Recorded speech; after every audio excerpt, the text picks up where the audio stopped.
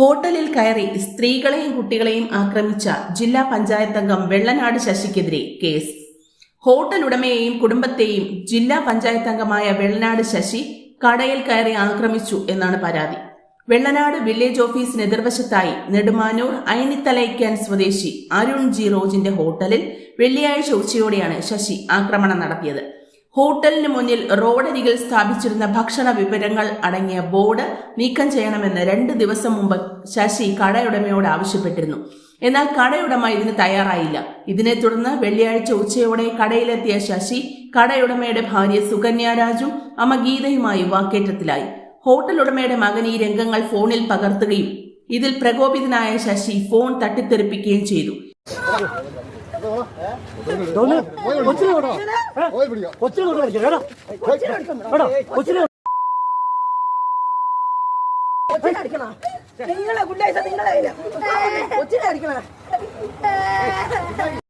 ഇതിനിടെ കുട്ടിയുടെ കയ്യിൽ അടികിട്ടിയതായും പറയുന്നു.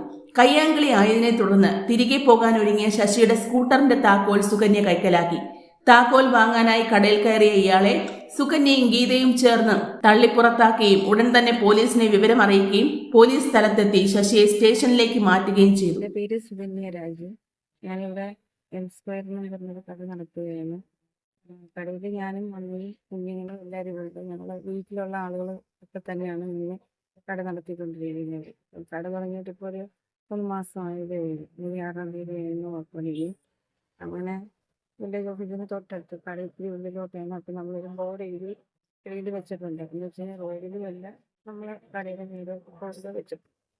അപ്പം 2 ദിവസം മുമ്പ് പുള്ളി ഇങ്ങനെ വന്ന് ഇവിടെ ഒന്നും ബോർഡ് വെക്കാൻ പറ്റത്തില്ല, ഇവിടെ കോൺക്രീറ്റ് ആയി, ഇവിടെ ഒന്നും ബോർഡ് വെക്കാൻ പറ്റത്തില്ല, ബോർഡ് എടുത്ത് മാറ്റുന്നത്. നമ്മൾ ഈ വെച്ചിരുന്ന ബോർഡ് കുറേ കൂടെ നീക്കി അകത്തോട്ടാക്കി. എന്ന് വെച്ചാൽ ഡോറിൻ്റെ നേരെ പുള്ളി റോഡല്ല, പുള്ളി പറയുന്നത് ആ ഭാഗത്ത് പാർക്കിംഗ് ഏരിയയാണ്, പാർക്കിംഗ് ചെയ്യാനുള്ള സൗകര്യമാണ്, അതിനു വേണ്ടിയാണ് ബോർഡ് വെച്ചിരിക്കുന്നത്. ഹോട്ടൽ ഉടമയുടെ അമ്മയായ ഗീതയെയും വലതുകൈയിൽ പരിക്കേറ്റ മകനെയും വെള്ളനാട് ആശുപത്രിയിലേക്ക് മാറ്റി.